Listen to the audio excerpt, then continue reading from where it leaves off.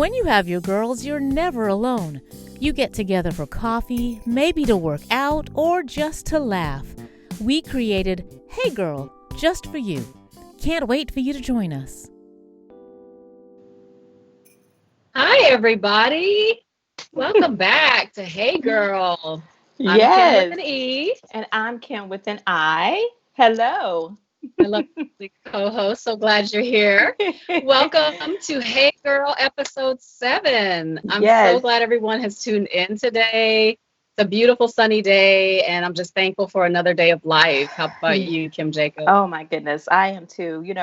This has been a trying week. I think for everyone, really. Um, with Yeah. with the George Floyd, and really, we want to be happy, and but this is real. What's happening, and even now, downtown Huntsville is having a peaceful protest. I must say, and really, I just want to be down there with them. Just to be Yeah. there and to support our people. But this is real life. So we're going to carry on. And it's always good to be with our girlfriends, our circle of friends, to cheer us up. Yeah. Definitely. So Yeah. it has been a very difficult week. We know that the issue with George Floyd and on top of the other instances of injustice have just really burdened both of us. We've had lots of conversations about that, and it's a real thing that we're dealing with during our time. But as you say, the blessing is that we have each other during times like these. We have our sister circle. And, we talk all the time about Hey Girl being an extension of your sister circle, a safe space where you can share your experiences and be affirmed, whether you're married or single, stay at home or have a career. Life is so complex, and at times it can be overwhelming. And these are those times. But we believe in the power of conversation. And that's one of the reasons why we have this show. Because when we're going through stuff like this, whatever the struggle is, whether it's our personal life or what's going on in our world around us, we know that we can get through because of God and because of the people that we have in our lives. Absolutely. Absolutely. Today is a perfect example of that, because we're definitely in the midst of something really hard. We decided today to actually invite onto the show our sister circle to talk about friendship and the way that they get through these times and the different challenges that they have. So it's a show about sister circles, so of course we got to have our girls on. We have to share them a little bit. Give everybody a little peek into the circle. Absolutely. So this is how we're going to do. So that way you can get to know them. We're going to bring up each of our girlfriends one by one and ask them a little question. So we're going to start first with Tanya Laughinghouse. Hi, Tanya. Hey girls, how are you? Fine, how are fantastic. You? Doing well, thank you. Appreciate you guys having me on. Yes. So glad you could join us. So we have the question for Tanya, so she can. No, go ahead. You can ask her what her question is, and this is how she's going to introduce herself to us. Go ahead, Kim. Yes. So, Tanya, what is your profession, and what is your biggest change that has occurred during this quarantine time? Okay, well, I'm a manager for a NASA program called Technology Demonstration Missions. And so what we do is we develop technology projects to the point where they're ready for a full-scale space flight. They're actually launched into space. And so as a matter of fact, about a year ago, we had 2 of our technology projects actually being launched on a SpaceX Falcon Heavy vehicle, and it's currently orbiting the Earth right now, collecting data to get back to us. So it's really exciting. I love my job. It's probably the most challenging job I think I've ever had in my life. But as program manager, part of my job is to travel to all the different technology project teams where they're at, whether it's at a NASA center across the country or at a private aerospace company that NASA's in partnership with. And so a big change from this current COVID situation is not being able to travel, not traveling to NASA headquarters to, ask for more money for these projects or to get approval to go to the next spot. Actually, we've been home teleworking since March 13th. And so not traveling, certainly straight teleworking where emails have tripled and my efficiency seems like it's decreased significantly. Yeah, and you travel a lot. Oh, I know. I can just imagine. I do. Yeah. So I don't know if not traveling has been a blessing or a curse. Maybe a little of both. You get to be home a little more, but yes, I'm always talking it more about challenging. Yeah. Yes, I always talk about not having enough time or feeling like I have enough time home with the family. So really, this has been a silver lining, being home with the family. I'm certainly not complaining at all. I'm sure. Yeah. Well, our yeah. next. Oh, go ahead, Kim. Go ahead. I did the first one. We gotta take turns. I know. Our next sister circle friend is Melanie Richardson, and Melanie is going to tell us what she does. And the question for you, Mel, is how have you been able to continue your work during the pandemic? So first of all, hi, Mel. Hi, Hey, Mel. I couldn't get off without saying, "Hey, girl." I had to say that. Yeah, of course. Anyway, well, I am a speech language pathologist, and work for me still looks the same. I have been going in each day, working with patients. It's been a little high anxiety, but because I work in a nursing home, but it's been great. I worked with children for about 17 years, and about 2 years ago, I decided to switch over and work with the geriatric population, and it has been so rewarding. So for me, life has been pretty much the same because I go in every day. They check our temperature as we come in, and fill out a questionnaire, about have we had any symptoms, that we've been around anyone with COVID. So we've been trying to keep our patients as safe as we can. Wow. Yeah. And we hear so much about the nursing home, and I immediately, I'm like, yikes. Yeah, well, it's been a blessing. We have had no cases. So we have been truly blessed. No cases in our facility. That's good. So when you come home, though, Mel, are you like stripping things off? I'm sure. Yes, ma'am. Hey, it's like you gotta take everything off at the door. Yes. I take everything off. I leave it in the garage, my shoes, my clothes. I hop in the shower, get out, put on some fresh clothes. It's a daily routine now. Wow. Yeah. Got to keep my family safe too. Hey, that's first. Right. That's first. That's the real thing. That's something you're facing every single day.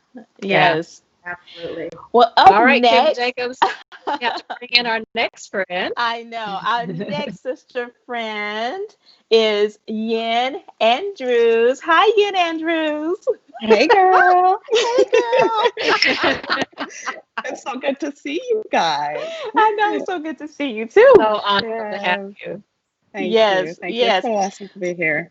Yes. Well, tell us something about yourself. What do you do? And also, the question for you is, what has been the best part about this quarantine for you, and the worst part about being quarantined? Okay. So I am a practice administrator for my husband's office. He is a family medicine doctor here in Huntsville, Alabama.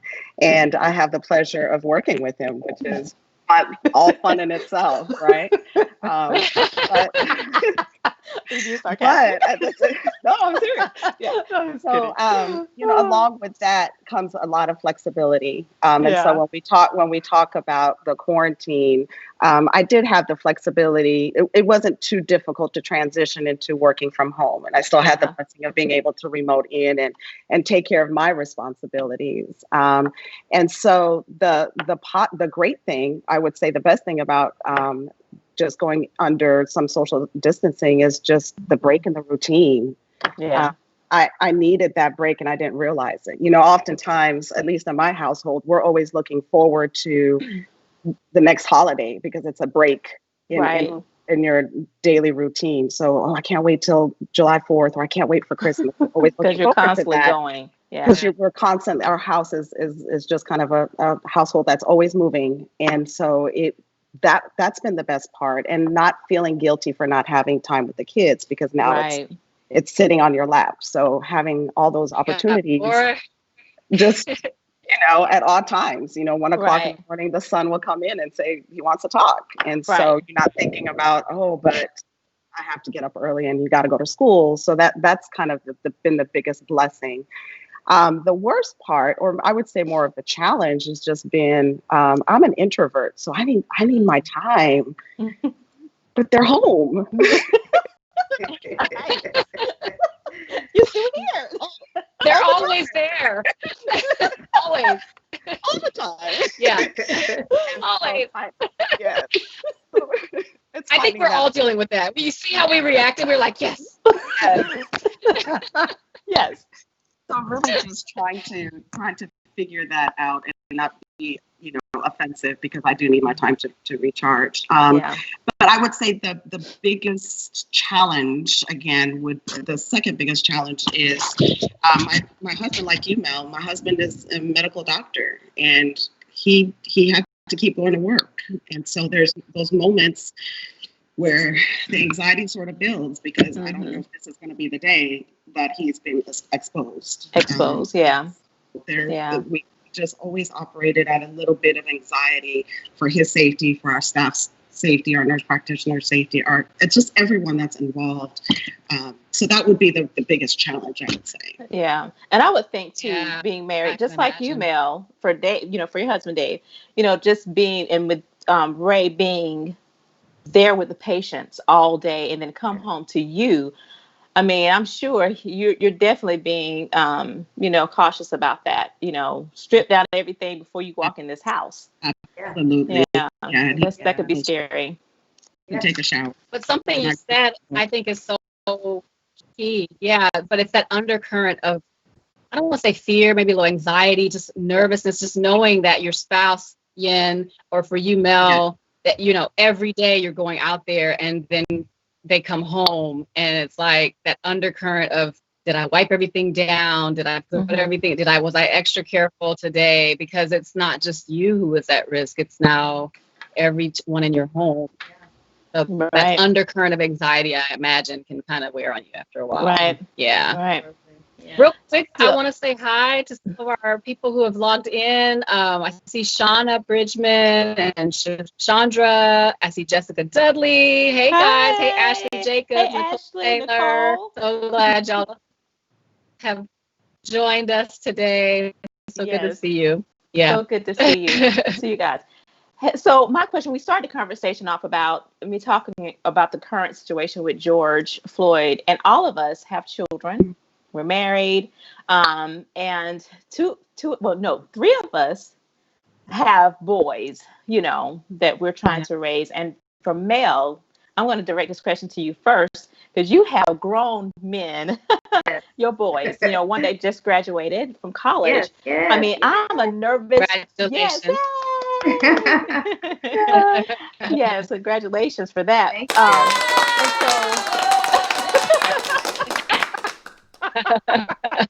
Yes, I love that. Yeah. But for you, I'm watching this. I watch that over and over again, and with everything that happens, every time it happens, I just can see my son, and he's approaching 16 in a few weeks, and I'm telling you, my nerves are just shot just thinking about how am I going to turn this boy, my child, loose in this society. I tell you, this week I've lost some sleep over it. I'm like, I want to tell him, I think you're going to wait till you're a little bit older before you start driving. Of course that would question him, because he's so eager to get out there and enjoy life and drive, those experiences. But this has definitely changed a lot of things. So for you, how has it been for you as a mother of boys and now grown men? Yes. I'm sure you still have that same fear now, because your boys have left the nest. Almost. You can't hold on to them. Yeah, almost. Right, I can't. I have to. The conversation with us now is a dialogue. It's not a monologue. I'm not telling you everything to do. We are dialoguing now. We have to, have a conversation about things. Right. I have to respect their opinion, and that was difficult, but I have to respect what they say. But with this whole George Floyd situation and Ahmaud and Trayvon Martin, you know what? I have had to have a conversation with my boys every time something happens. Yeah. Mm-hmm. I am so tired of having this conversation with my boys. And this is from when they were young boys, and now they are young men now. Mm-hmm. And I'm still having the same conversation. Mm-hmm. And it's very disheartening, Yeah. I'm afraid, not just my boys, but all of our boys. I'm afraid for them. Right. I was listening to someone on the radio the other day, and they were saying, what do we tell our boys? What do we tell them to do? And one guy said, can't even tell them to do anything. It's almost like you can't tell them to do anything. You tell them the right thing. Can't go for a run. Right. You can't do anything. Right. But one thing I did tell them is just don't add anything additional. Right. Come in at home at this decent hour. Right. I have two young boys. They're African American boys, and they're in the South. So I'm telling them, just don't add anything additional. Where someone can, question what you're doing. So, but it's very hard. And again, I'm just so tired of having the same conversation. Yeah. I mean, it's the same story, a different day. It is. And I think an important thing to tell our young men is it doesn't matter if you're in the right. It doesn't matter if you didn't do anything, because I think that there's this sense that when they, if they get pulled over and they didn't do anything, they're in the right. So they can kind of, rise up a little bit like, why are you pulling me over? Like you said, listen, regardless of whether you're right, don't add anything to the situation. Just be meek and humble and, because if you don't have any rights, that's the bottom line. You don't have any rights, right or not. You don't have any rights, so you have to act as if you are just in the wrong. Just humble yourself and and that's unfortunate. Yeah, it's like even if you didn't do anything, you still have to act as though you did something wrong. But what about those? What about you and you boys? And I know Yen. We talked about this day for yesterday. Just prepare, get maybe a policeman and all that. You can discuss that, but to train our boys on what to do in situations. And I never thought about that. Right. So I just the transition that has taken place in our home. Mel, you mentioned how the conversation has become sort of two-way now.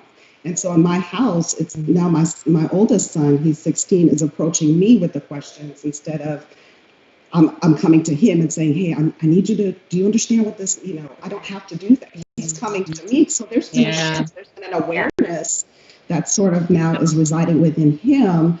And just today, I walked into a conversation with my husband's having with him, and he's just going over the steps again. I think it's the urgency that we have as our kids are getting older to make sure we fill them up with all the information that they need. But in the back of my mind, it's exactly what I said to him. I said, but at the end of the day, you are going to be scared. And you're not going to remember me. You're not going to remember what I told you. But all I want you to recite is, I need to stay alive. Yeah. It doesn't matter. It doesn't matter if you're right. It doesn't matter if you're wrong. Yeah. Just stay alive. Don't worry what happens. Just stay alive. It's a yes, sir. And I think that's the place that I'm desiring for empathy to come from our counterparts. Right. I just need you to empathize. We're not looking for solutions. We're not asking you to fix the big problem. We just need you to empathize. Right. Say, to walk with me. I understand that. Yeah. Be there. Like that emotion that you have. I'm a mother too, and I can empathize. Yes. That's all I need. That's all I need. So that's been me this week. That's sort of the rage that comes with that. Yeah. What about you, Tanya? Now you have your son. Right. I certainly do. He's 10. And it's been a particularly tough week this week, just because, you know, we lost two matriarchs in our family, including my 9-year-old grandmother. And so it's been a pretty bleak week, honestly, you know, seeing what's going on in the country. And, you know, I'm so thankful that that we're the type of parents that we are, that we can have these conversations with our sons. And, you know, also fear for my husband. I know we all fear for our husband. You know, it's, as you can see, it's no longer about necessarily doing something wrong. You know, you could be bird watching. You can be bird watching, and your life can be threatened. And so that's what's been very interesting. But, you know, I was listening to Trevor Noah talk about this issue, and he was so compelling. And he talked about, you know, it's very ironic that people are, you know, as a criticism, you know, talking about the looting of Target. Oh my goodness, they're looting Target. How is that helping the cause? And, you know, one thing that he said was, when you have, you feel like your social contract with this country has been broken, where even the people that are supposed to be law-abiding and upholding the law have broken that contract. What do you have? What do you have left? You feel as if the contract you have with this country is broken. Nothing is right. You know, that's I think the hopelessness that so many people in this country are feeling right now. And so I really see it. Go ahead. I see it as the behavior of the hopeless. Like, exactly, following the law hasn't helped. So what's lawlessness going to do? It'll at least get people's attention. You know what I mean? Like, I don't see that as, it doesn't make sense, but neither does the injustice. You know what I mean? And so I think that when people don't have any hope, they just, there's no boundaries anymore. They're just like, well, who cares? My life doesn't matter. So who cares? Who cares? Nothing matters. And I think that's the behavior that we are seeing. It is a symptom of a deeper problem, and we can't just look at the outward behavior and judge that. We need to look at what is compelling that behavior. It's a sense of hopelessness and helplessness. It's like nothing matters. You know, when a child is out of control, when they're not able to get their way, they don't have any power. So what do? They lay down on the floor and they kick and scream and throw a tantrum. That's all they have left. Right? Their behavior is a result of their powerlessness, because they don't have anything else. And I think that, you know, as parents, we're taught to recognize, right? Like, the behavior is a symptom of something else. And I think that we need to look at this situation in the same way. Yeah. And someone had a question. They said, what are you telling your sons to do to stay safe? And someone mentioned in the feed that one of the things they are telling their sons, and I'm assuming they're driving, is to place a camera in their vehicle, you know, because, you know, a lot of these things, this has been happening for years, you guys know. But what has brought light to most of these things is that it's being recorded now, you know. Did you hear what Will Smith said? Yeah. Did you hear what Will Smith said? That race, it's not new. It's just being recorded. This whole racism thing. It's not like it's increased. It's just now being broadcast. Recorded. Yeah, it's just being broadcast. Yeah. So, what are you guys telling your sons? If either one of you can answer, what are some of the things you're telling your sons? Well, one, keep your hands on the steering wheel at all times. Make sure they can see your hands at all times, and you know, whatever they're asking, just do it. Yeah. You know. Yeah. Don't be combative at all. You may be upset, you know, calm down, be humble in that moment. Yeah, in that moment. But yeah, keep your hands visible. Yeah, I'll speak real quick to that. What we go over it over and over now, in hopes that it will just be put into memory. And then once he starts driving, it will be put into practice where we will run through it over and over. But yeah, you know, make sure your license and your registration, you'll have a sleeve in your visor. You will flip it down and have that waiting with your palms open, holding it. You do not move. You can crack open your window, but you don't move, and you follow the instructions. And so just like what I mentioned earlier, it's what he or she will ask you to come out of the car. Don't fight it. Just come out of the car.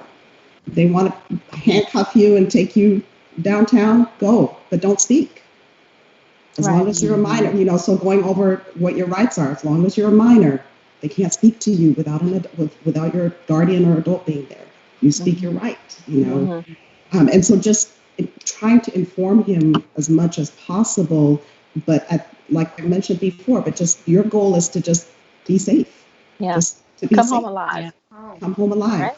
Suppress your ego, especially, I have children when they believe that they are being accused of doing something wrong, that they truly believe that they are not doing wrong, they kind of have a visceral response to it. Yeah, because just to honor, keep their honor, and it's to teach them that not them. No. Yeah. That's what we're. Yeah, and the camera thing is Yeah. Yeah. on the back. Yeah. Yeah. Although, all these other things have been recorded, but that's neither here nor there. I just want to mention one time, and it's not only for our boys, it's for our brown girls too. I know we focus a lot on our boys, but it's our brown girls. They too have to follow with the same guidelines. Right. Absolutely. Absolutely. So I want to skip for a moment, Kim Jacobs, to the question about the fact that May is Mental Health Awareness Month, right? And we've been talking all month about perseverance. And clearly, this is one of those things that we're having to persevere through. But I mentioned earlier that with all of these things that are going on, I know that there's this undercurrent of fear and anxiety that we are dealing with on a daily basis, whether it's the fear of COVID-19 or whether it's fear of our boys or our husbands being harmed when they go out. Thinking about how we can guard our heart against that undercurrent of fear and anxiety. How do we cope with that, guys? If you could, I don't know who wants to speak on that. Like, what kinds of things have you found helpful as you try to cope in the midst of all this stuff? yeah. I know for me, I have to turn the news off sometimes. Yeah. I can't. It can be overwhelming at times watching the news. So I don't watch it daily. I believe in being informed, yes, but I just can't. I cannot watch it every day. Yesterday I did watch. I think it was the governor of Alabama. She was on, and I know daily we're listening to the numbers of deaths increase because of COVID-19, but she talked about the number of lives, the number of people that are being cured, are getting over it, COVID-19. She threw out that number, and that was a bit encouraging, So I think I wish they could report some of that. The good stuff, The good stuff, yeah. But for me, I have to turn it off sometimes. Yeah, absolutely. Well, Mel, it was so heartening to hear you say, working in a nursing home, we all were like, how many cases have you seen? And just to hear you say we don't have any, it's like, oh, that needs to be on the news. Like, here's a nursing home, right? I feel like giving a commercial about it right now. But, but yeah, we are COVID free in our facility, so that's I'm really blessed. Yeah, that's awesome. Yeah, I have to say. Right. I was going to say as well, that to what you just said, Melody, that with my grandmother, with her very last week, we were allowed to sit with her. And it was such a blessing because, there are so many people who are dying alone. We were suited up.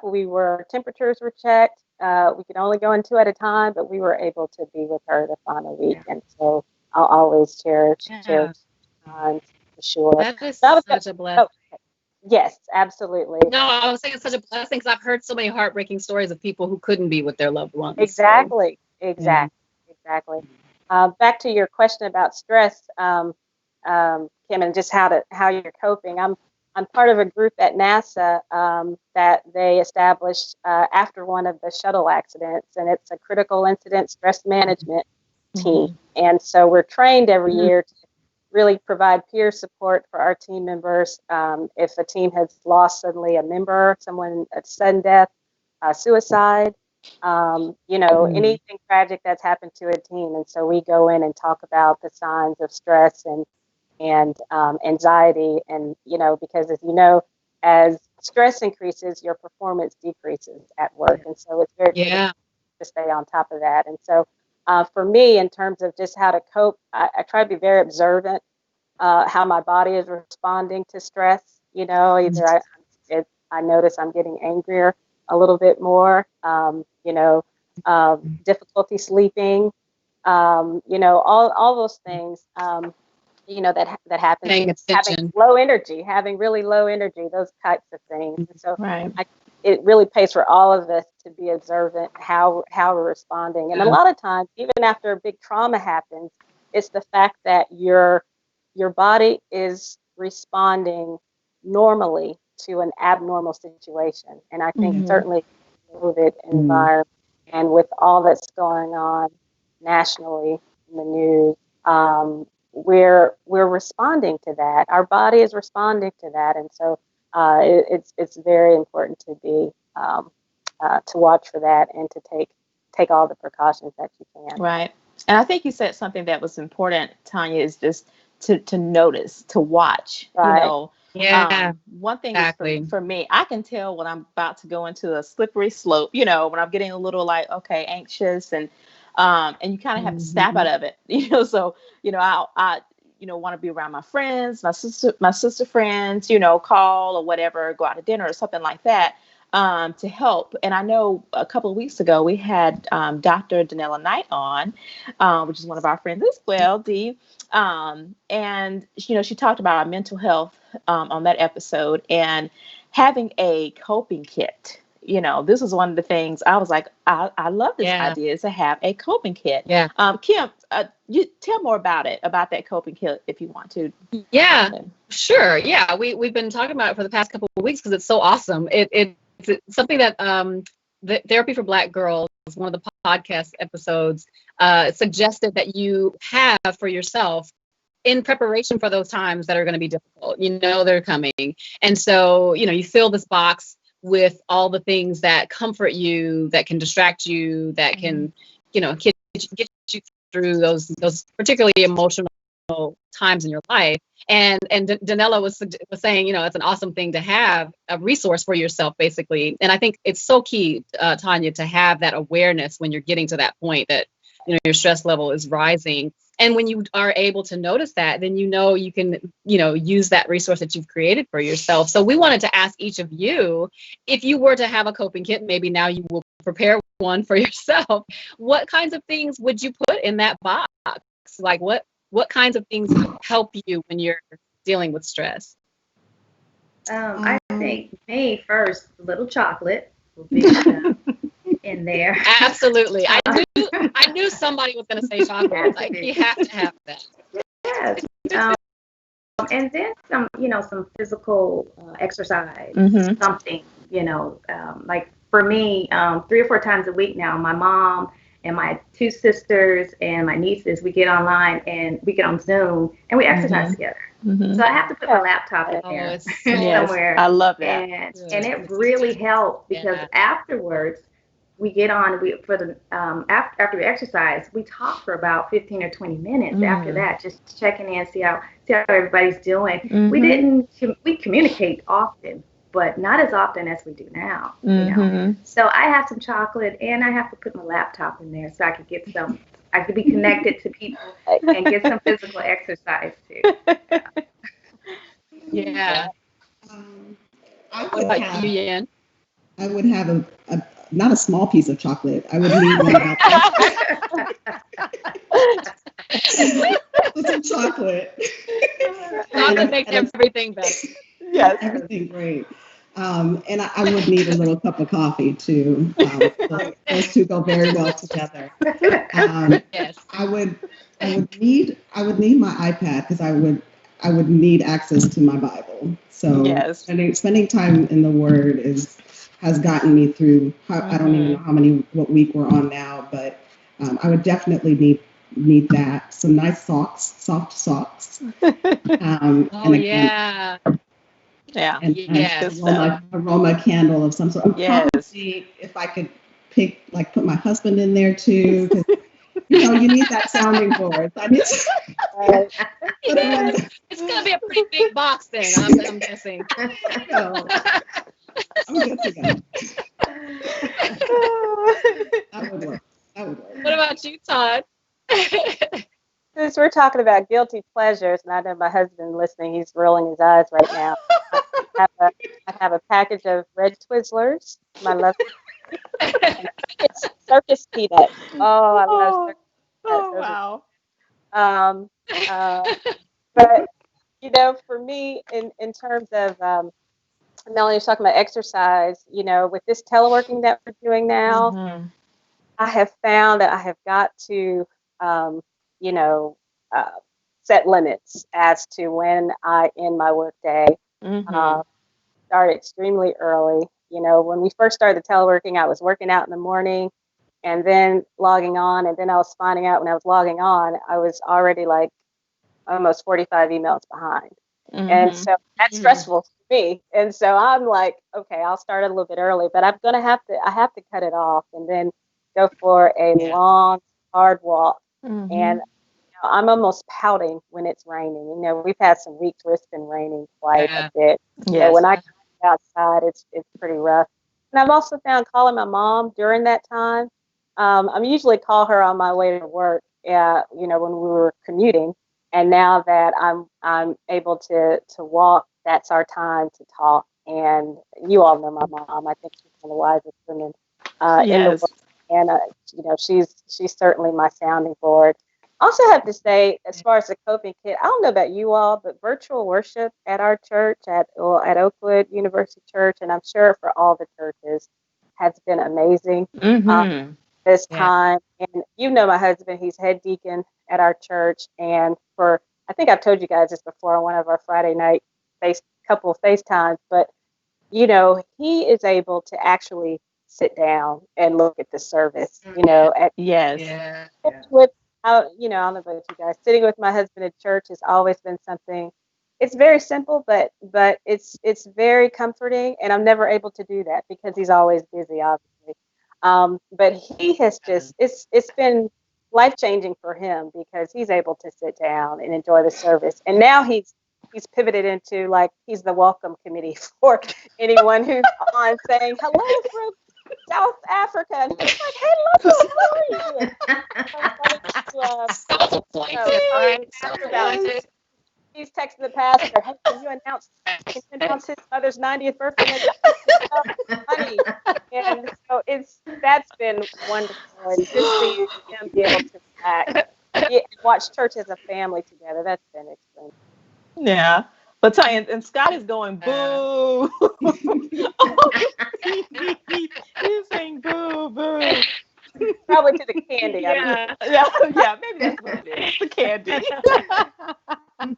Anyway. But something else you mentioned, and I agree with you, is the comfort of being able to have worship and church from home. Like there's just something really comforting in that. Like with your cozy socks and blanket or whatever, and your loved ones around you and worship. Like, what's better than that? Like, Buddy's gonna have a hard time getting us back in the sanctuary because it's just I can't wear my comfy socks. I know. It's like this is so good. Well, on most Sabbaths, I mean, you're hustling and bustling. Try to get out the door to church. Yeah. You're tired by the time you get there.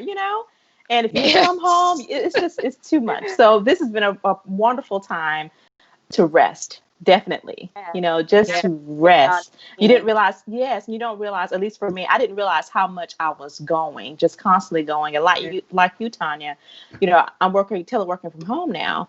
And I mean, just that rest of being home, I'm more focused, not as tired in the day and at night. So even though I still go to bed a little early, that's just me. But I'm not exhausted. I'm not exhausted. So definitely this time has been good for rest. But definitely some rest. Yeah. Mm-hmm. So I want to pivot if I can, because I know we could go on and on about this, but I got to keep an eye on the time. And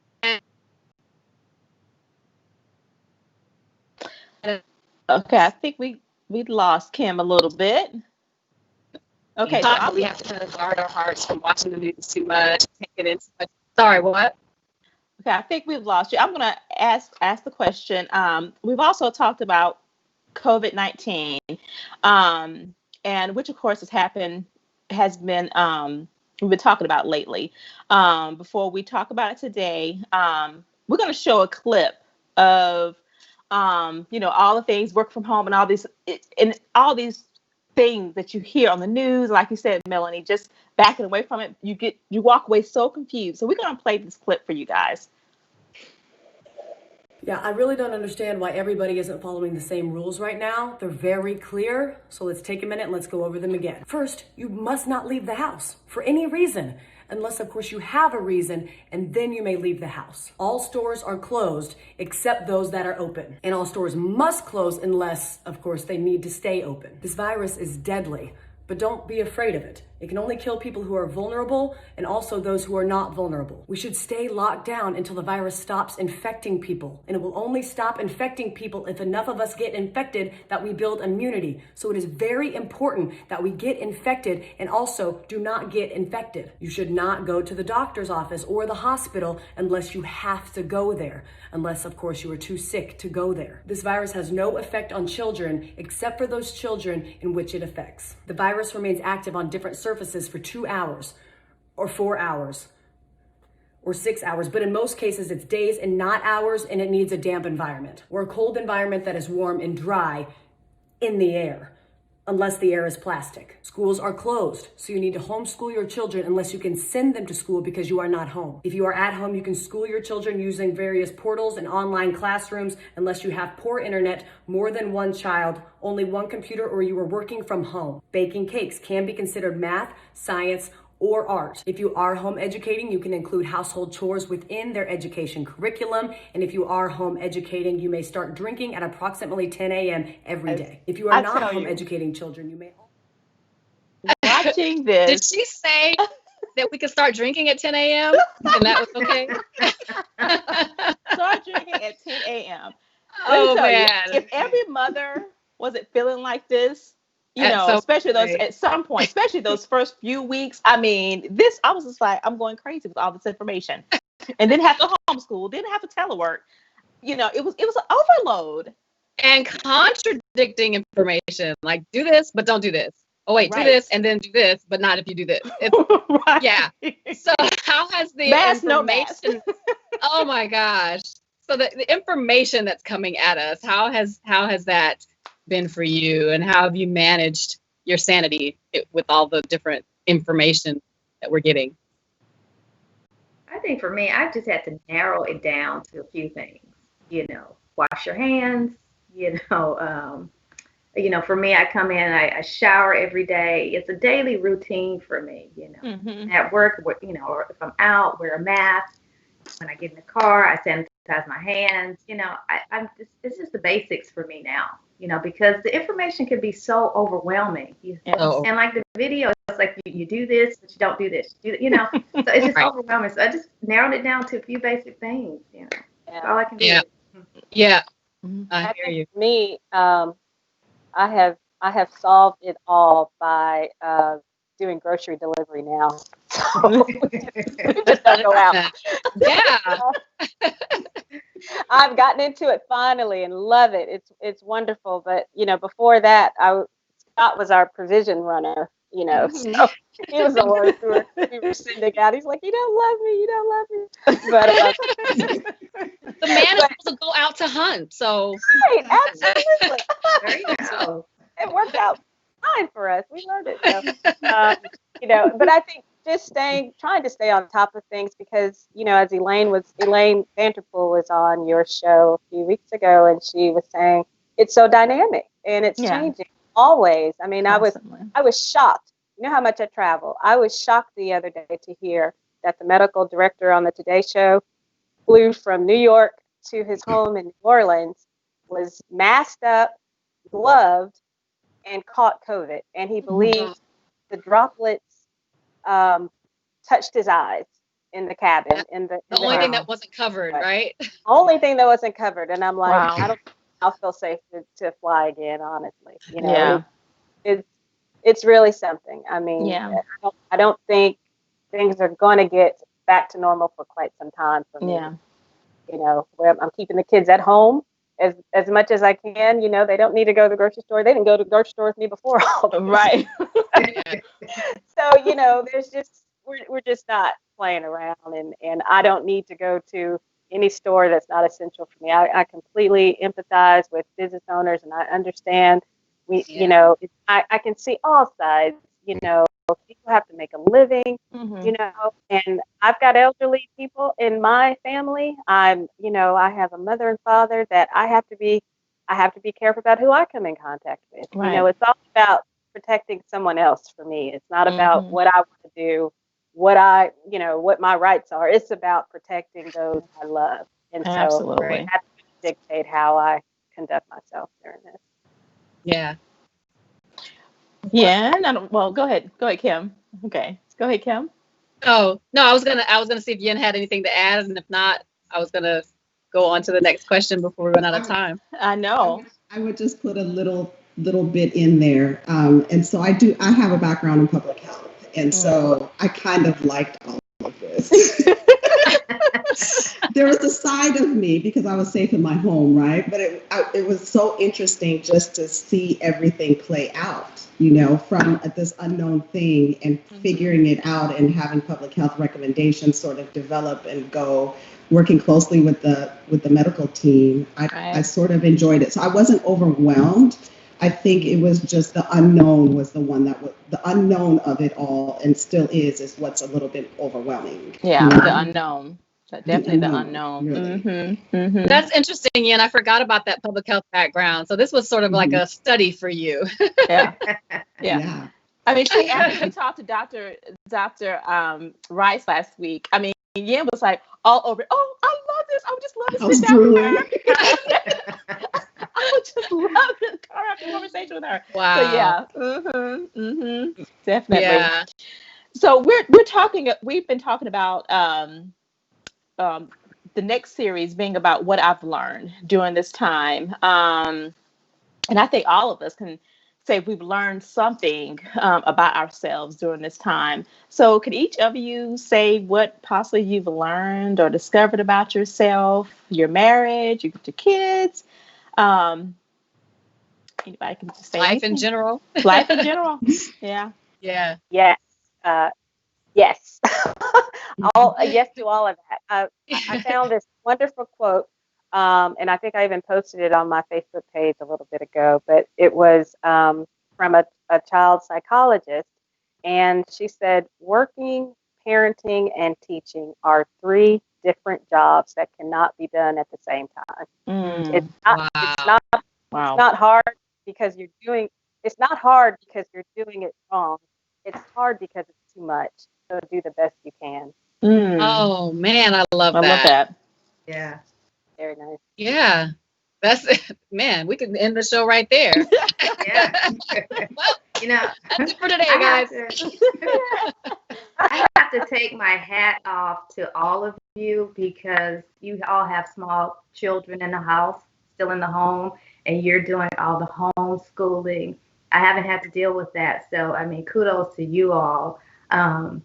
For me, I've learned that no matter what happens, time is going to continue ticking. So do something with that time. You know, I've picked up a good book. I also just purchased a plant.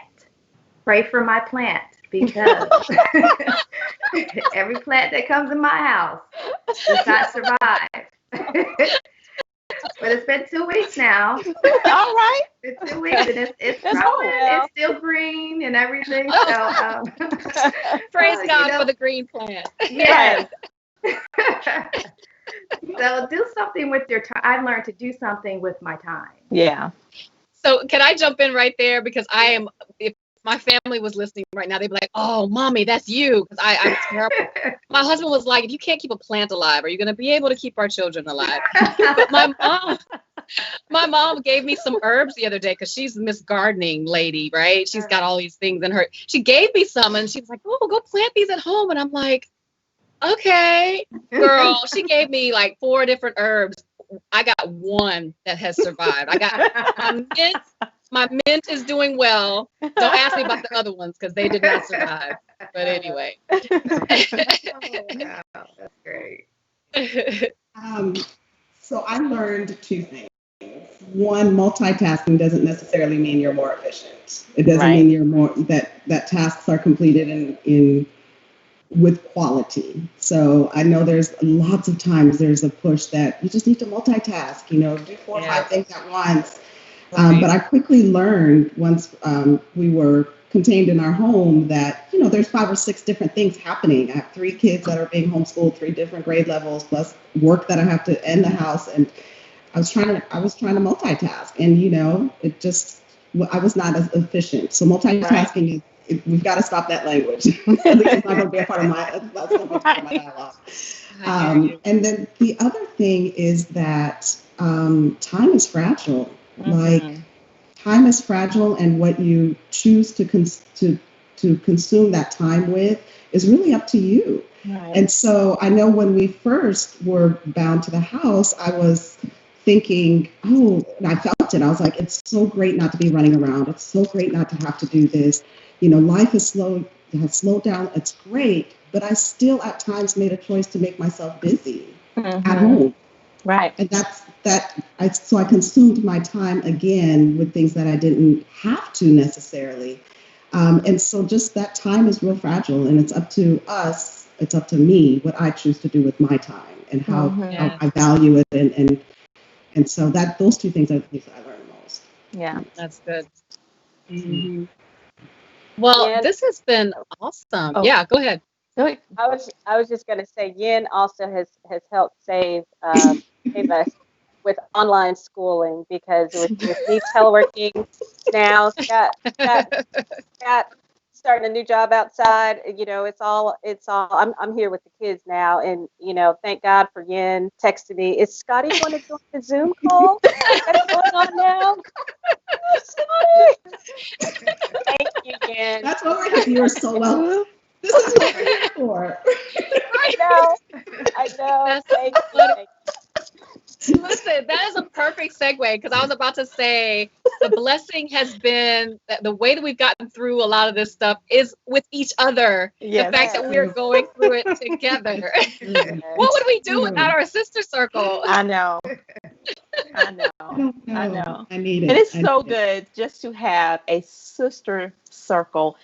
And especially during these times, and with the Floyd incident, everything, just having a sister circle to bounce that off of. I know we're talking about our men and talking about our husbands, but also mothers are suffering with this. How to deal with this as a mother, of sons. So I think this will be good. And I encourage our viewers, with your sister circles, talk to your sister circles. That's what they're there for, So I know, like, for me, yes, and I feel like for me, it has been such a blessing. And I know I tell you guys all the time how much you guys are not just my sister friends, but y'all are family.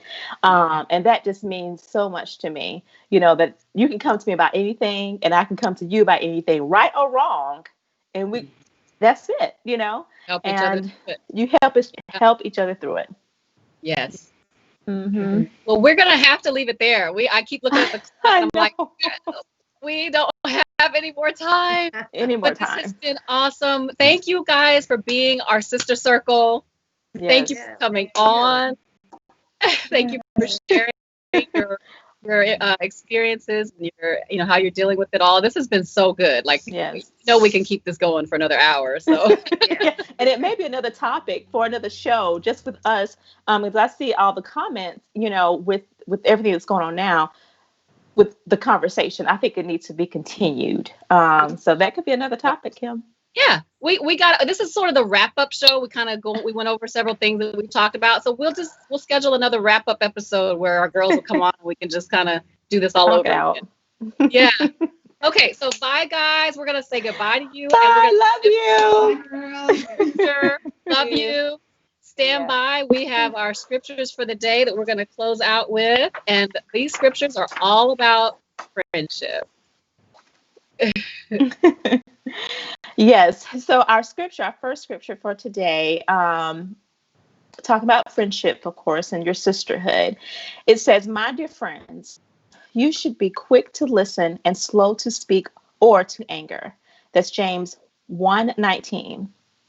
"You will keep your friends if you forgive them, but you will lose your friends if you keep talking about what they did wrong." Proverbs 17:19. "If you fall, your friend can help you up. But if you fall without having a friend nearby, you are really in trouble." Ecclesiastes 4:10. And our last scripture, "Some friends don't help, but a true friend is closer than your own family." And this is Proverbs 18:24. And we definitely know that to be true. Yes, we do. Guys, we have had such a great day today. I'm so glad everyone has joined us today. Thanks for tuning in. We have some fantastic episodes prepared for you coming in the next few weeks. As Kim mentioned, we're moving into a new theme, which is what I've learned. And each of our guests over the next few weeks will be sharing things they've learned in various areas of their life. And attention, all single ladies, next week is for you. We're going to have a special guest on to talk about finding Mr. Right. So make sure that you are in place to watch that episode, and then we'll share what some of the other ones are about as we go. But because we're out of time, Kim Jacobs, we're gonna say goodbye. Yes. And thanks for tuning in. Hey, and remember, we're your girls. Yes. I'm Kim with an E. And I'm Kim with an I. See you next All right. time. See you guys. Bye.